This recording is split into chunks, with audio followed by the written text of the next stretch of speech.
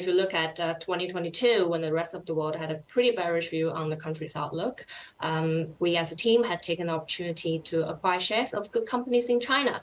And looking at where we are now in 2023, yes, economic data could be a little bit weak and export-import data could be volatile, but the reality is 2023 looks much better than what we were looking at 6 months ago. And I'm certainly glad to see a few of the market concerns have been addressed by the government.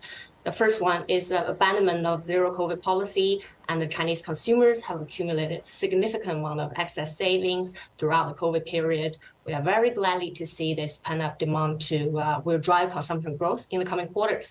If we look at the latest Labor Day holiday data, it is good testament of that. And the other thing that a lot of people might have put behind their mind is the property sector is finally showing signs of recovery based on the long-awaited signal that the central government cares about private property developers, allowing them easy access to the financial markets. And many cities have eased the house purchase restriction, and mortgage rate, unlike the rest of the world, has actually been cut across China to stimulate demand. One of the concerns I do push back on that view, Fiona. I'm sorry, but I may have to push back on that view because it seems like China is just disappointed month after month. I know the situation may be better from a 6-month standpoint, and regulators are sending out the right message. But you look at the stock prices, and they haven't quite caught up to that optimism that economists, macroeconomists, and macro watchers are suggesting or have been penciling in. Yeah, I think we do have to note that China is an export-oriented economy, and given where the global demand is and the global consumers worry about inflation trend, that is just not posing well for China.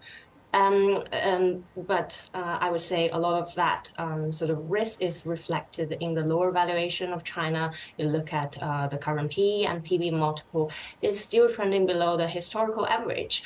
The other point I just want to... But that's for good reason, Fiona, no? Yes, for a good reason. There is ongoing geopolitical tension between China and the US, and that is likely to persist and remain a risk to market performance. And I tend to, in order to manage that risk, a lot of times I tend to look for Chinese companies that have more domestic exposure rather than export exposure or directly to the US, because that's where the global consumer demand is just right now pretty weak. We need to be mindful of where we put our money.